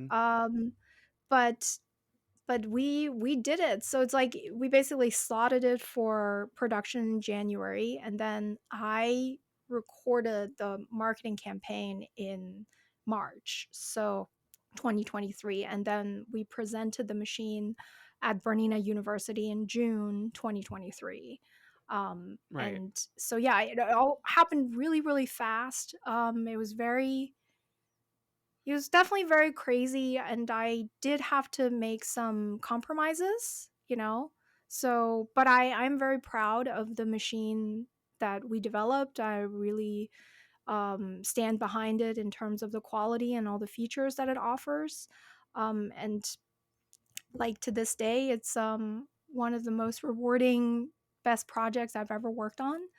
um, I feel like a lot was riding on the success of the machine, because it once again it's like something brand new. No one has ever Right. made a machine with a cosplayer. The only people that have ever gotten special editions are like quilters and like certain people in that sewing field, and a lot of them, they Sphere. don't do anything. Yeah. Yeah, like they don't do anything except lend their name and likeness, or uh like they, it's like if it's an artist that gets a special edition, they just do an artwork for it. They Right. don't have anything to do with the back end development and features and such. And I was literally like picking what embroidery designs were going to Well, be, and I was like making new embroidery designs to put on the machine and right. such. And you also had to have the mindset of a cosplayer too, because you knew that if this wasn't a quality offering and it was Mhm. not a like cost for quality, competitive, like good option, the cosplay community would have Would no not accept it. reservations. Oh, Yes. honey, you say not accept. Yes. You know what, you know what's happened before with those types of things. I It's been that's I've had lots of experiences making products and having people pick it apart. Like when I first came out with cosplay fabrics at Oh. Joanne, that was scandalous. When we added the EVA foam, that was really scandalous. And so it's like, I know the cosplay community is quite unforgiving, and especially to me, I think they have this expectation from me, and anything I do is definitely scrutinized more. So I I also like I feel like I do know the cosplay community very well because I live and breathe cosplay, and I talk to them every weekend at a convention, and I talk to them Mhm. every day online. So it's like I'm very in tune with the market of cosplay, and my years of experience developing products for other companies. I think that has boot camped me and prepared me for a project like the Bernette machine. So it's like, even though it was very scary to develop a product with my name on it that is, $3,000. I was like, I think if we have these features in it, that they would like it, that they would still pay it. Right. But it's like, I didn't know. It was not, well, you So don't know until you don't know because it's the yes, first step, right? How are you supposed to yes, I know? know. I know, like I'm the dinosaur of cosplay, or I'm like the elf, in the cosplay world, or I can say I'm the guinea pig of Yeah. cosplay. Oh, I'm always the 100%. first to do something, and I'm like, how Put will it turn swap out? I out don't swap know. out the Space Girl logo with the guinea pig wearing the little Yeah, outfit that's and that's just what be good I to am. go. I'm the guinea pig. I'm always the test subject. Oh So my gosh. Okay, so we're gonna ask some quick questions. mhm. These don't have to be like one word answers, but like they'll be like kind of quick. So, what's a skill or technique that you personally want to further develop when it comes to cosplay that you feel like you have more to learn? 3D modeling. I need to learn 3D modeling properly. That's I w- that I just need to sit down and do it, and it's just like it's not natural to me. I'm definitely like more of a hands-on sculpting person, but 3D modeling 100%, and just CAD Okay. in I general, like yeah. I vote Fusion 360, not sponsored, but they are free okay. and it Uh-huh. gives you every feature you would ever want. And like I know that well I've talked when I was at Nietzsche Fest with you and others, I was talking to Natasha Bindi Smalls about like different modeling software, Yeah, and and there's like she's one a called Blender, wizard. but yeah, Yes, she's a wizard. Blender is very hard to learn. It's not I've heard intuitive and that. it's difficult, but it's for Yeah. sculptural things. And I feel Right, like it's for, for like, you, organic things? yes. And I feel like for you, you're already really good and you have a skill of doing that type of organic sculpting through other methods other than printing. But Mhm. obviously, the really like sci fi, really clean, like lines, like that from a printer is just going to be better most of the time. The level of detail Yeah, you can get. That yeah. type of modeling in Fusion 360, 100% doable. And like I said, it's free, which is a huge thing because the professional license is like God, it's so expensive. It's like I embroidery know. software level of expensive. Yeah, yeah, Um, yeah. but Fusion 360 is like a great one. Okay, Um, I will definitely get on it. If they yeah, have a and Mac a lot of version, people use it, so then you could have, I'll start playing with yeah. it. I think so. Yeah. What is Mhm. a personal lesson that you've learned since the So pandemic many. to now? Since the pandemic to now, like I want to go like, is there anything that you have like maybe recently? Doesn't have to be profound, doesn't have to be earth Mhm. shattering, but maybe something personally that's Oh, resonated with you that you have stuck with you since.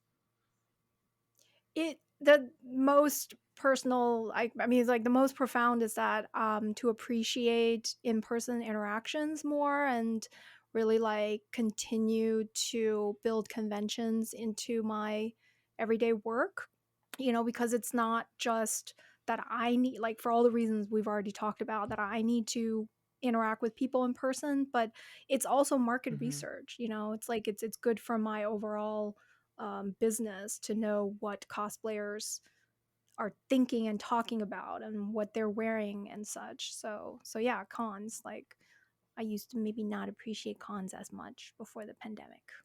because they're Mhm. hard, they're tiring. They are. They're exhausting, they're tiring, but Hmm. the in-person interactions, I think no matter what you're doing, an in-person connection is always going to be something that has so much value that Yeah. you can't always find even through a video like this.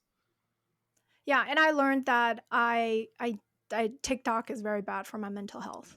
So that's what It's I the also have scroll learned. it's the scrolling forever. I Yeah, I I ha, can't ha, do TikTok. I It's so get an bad for award, me. I get a medal, give me a tiara. Mhm. I don't have Uh-huh. a TikTok. I Oh my never god, got one. you do get And a I tiara. never got one. Wow, I I'm get a so proud tiara of you. because when it started coming out during Mhm. the pandemic and I knew all my friends, well, a lot of my friends were like on TikTok and they would just be like scrolling and scrolling because there was no one was doing anything. We were all at home, like vegging out, like depressed, Mhm. like scared on TikTok. I was like, I know that I can't do this because I will be scrolling forever, and I just Yeah. don't need it. So I would Yeah, go. it's so Andrew bad for has a you. TikTok.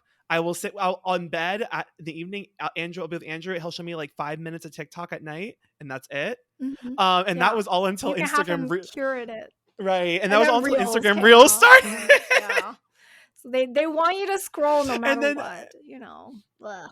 oh yeah, they're like anything we can do to keep your attention, to keep the ad revenue, to keep like the viewership and like the user. It's so Yeah, it's like dystopian. it Social media is is. so dystopian. It Yeah. is. You're the product. If the product is Mhm. free, then you are the product. Like I'll vary Yeah. that.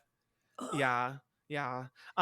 Last question. Was there anything that you wanted to include in the book but did not get a chance to or could not? Oh, yes, of course. Like What's on the top of your head personal or top of your mind? stories, anecdotes. There's some there may be some like negative experiences I wanted to talk about and didn't didn't want to include in the book, you know. I don't know. I feel like I for the most part I'm very positive looking at the cosplay community, but then there have been definitely incidences where I'm just like, man, they're rough on me. They're harsh. And Mm-hmm. so I think like maybe like there were some stories I maybe wanted to include, but then I was like, no, it's like I still want the book to be positive because everything I've received through cosplay is so much more positive than negative, you know. So, but yeah, of Right. course. And like if you're asking me if I want to write like a follow-up book, um I feel like I do have more to say, but I don't know if I want to go through writing another book anytime soon. I think I'm waiting for the right profound thing to say because writing a book sucks. was Yeah, this like was this writing this was writing a book that's not a tutorial book, you know, like mm-hmm. a book When like did this that's all very, you know, what was personal the date? experience. Like when did you finish writing this? So I spent 6 months writing this book. For 6 months in 2019, I did not go to a convention, you know, for the first six Ah. months in 2019. I think I went to maybe one or two. And I just forced myself every day to sit down and write. And it didn't come natural to me. And of course, I was writing very personal things. So that made it even harder. But I hired a really great content editor, Colette Bennett. And literally, like, I would just be like, Colette, do you want to hear about this random ass story? And she's like, yes. Like, she gave me a lot of confidence to like put more of myself in the book. Yeah.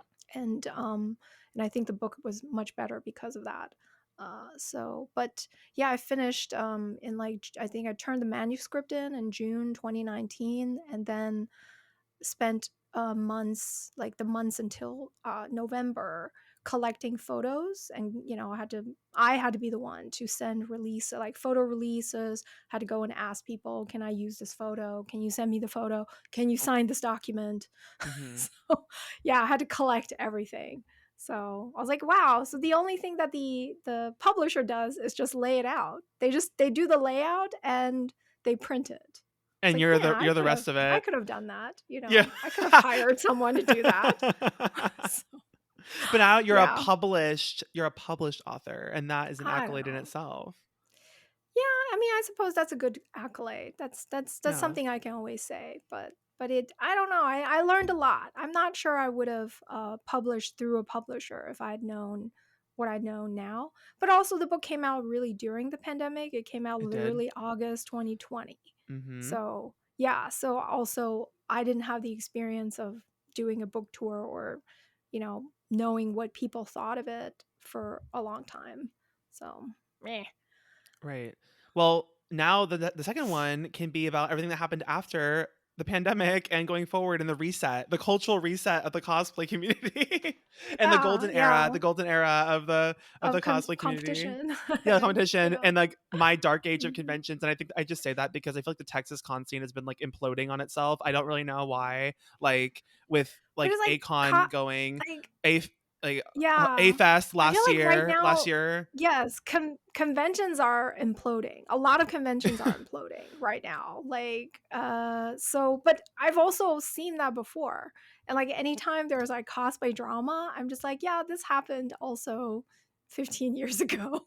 You know, like everything has happened You're like, before and will happen if I turn again. the sundial backwards and I put it into, then I can triangulate the era in which this I know happened on this. it's like people will have like a hot take on Twitter will go viral, and I'm just like, I said that, 12 years ago, whatever. It's like it's all, anytime people have like competition discourse, especially, I'm just like, oh my Right. god, this is all very old news to me, but it doesn't But there mean are that new it's not valid. things. I Yeah, mean, there's new there are new things like, problems. There's old I don't problems and new think, problems yeah, always. yeah, yeah, yeah, yeah. Yeah. And the new ones are always kind of just like, oh, we're getting creative now. We're getting real creative with what we're doing up in Yeah, here on this day. yeah. Yeah. Um, no, I think we covered everything that I really wanted to hit with you. I'm so happy that you came and were a Oh yeah, guest I for the know finale we could episode, talk Yaya. forever. Oh my god, No, thanks so much for having we me literally as the could. finale episode of the Cosplay Crunch. Yeah, this is a great season, and yeah, I'm very excited for you and everybody listening. Keep listening and keep subscribing. Keep rating the Cosplay Crunch 5 stars only. And Absolutely.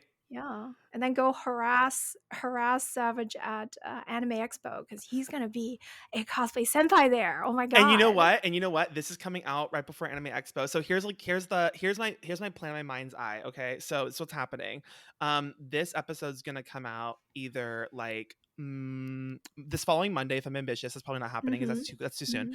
Mm-hmm. The Monday before, I guess next. Anime Oh my Expo, gosh, dates. Yeah, like the Monday before Anime the Expo, I Monday think. of Anime Yes, Expo. yes, yes, yes, yes, yes, yes. And there's gonna be a giveaway that we're gonna do on Instagram to commemorate like the end of the first season.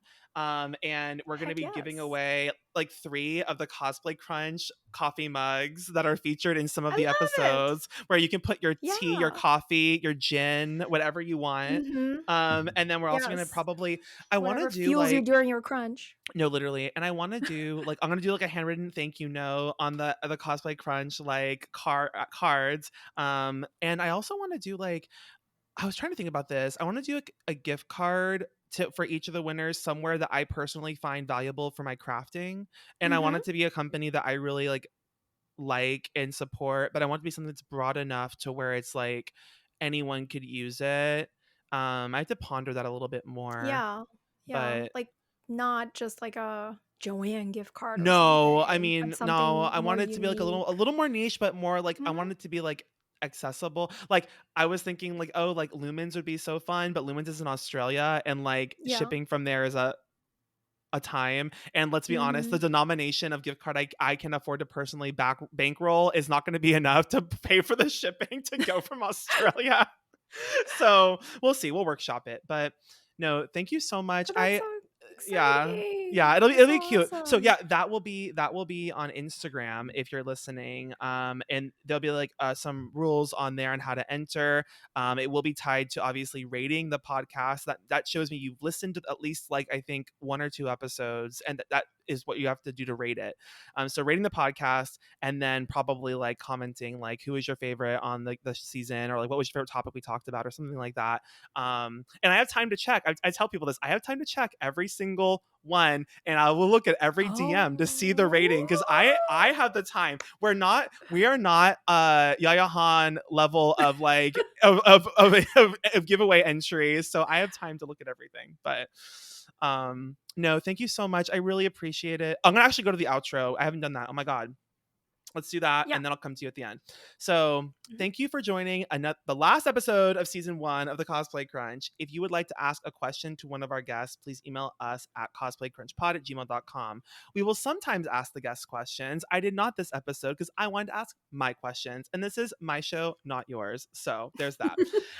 You can also follow us on Instagram at Cosplay Crunch Podcast for the latest podcast news and announcements, as well as on cosplaycrunch.com and on YouTube at the Cosplay Crunch Podcast if you want to see all of this beauty, and our actual expressions when we're talking, because sometimes those are kind of funny. My jaw is dropped a lot from my guests and what they're saying. Again, rate us on Spotify, Apple. That would be a great help. Yaya, do you have any parting words for our listeners, and where can they find you on the internet? Oh my gosh.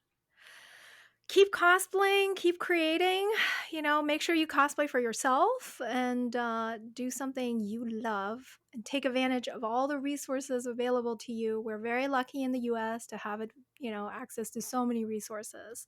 And you can find me on my website, yayahan.com. That's the most comprehensive place for all my portfolio and everything I do. But I also post fairly frequently on Instagram and Twitter under Yaya Han. And I do still have a Facebook page under Yaya Cosplay because I still think that's, it's like, I don't know. I'm still in it. I also upload YouTube videos sometimes. So check out YouTube under Yaya Cosplay as well. But all of that is linked on my website. So I'm about to go on another European tour. So my Instagram is about to turn very travel and con heavy again. So check it out. Love. No, I'll still follow you for all the travel, like updates, the Yeah, story I'm updates, I'm the going to the Olympics this year with Judy. So we're gonna have like Olympic shenanigans oh my god, tell me how in that goes. Paris. I want to see how that goes. I I'm want to see how the scared. swimmers go. How the swimmers go We're in the watching river. swimming. Yes, we're watching swimmers. If they So have, if they're yeah. able to swim, I guess, right? I guess they're Oh, doing it. but yeah, in the Seine, you mean? Yeah, they're Like, doing it. I guess. Then I don't think they have another yes. option. I don't think we're going to like a pool to watch them. We're not watching whatever the Seine. Like I think it's better. I don't want to be. I don't know. The Seine is not very clean. I don't know about them You don't swimming want to take a there. dip in the cool waters? No, there's like a new shark movie that's about shark eating swimmers in the Seine. It's Girl, called bye. Under Paris. I'm gonna watch it tonight. Girl, bye. Prepare myself for my trip. For your second European murdering spree of That's 2024. right. Yes, I really am gonna go on a spree now. Love. Oh my God. Thank you, listeners, for participating in this lovely program. And until next season, we will see you later. Goodbye. Bye.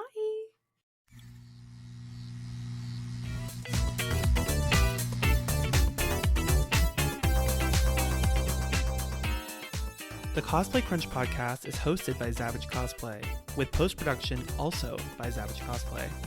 Original theme music by Katie Fairbanks. Logo and graphic design by Owl and Coffee.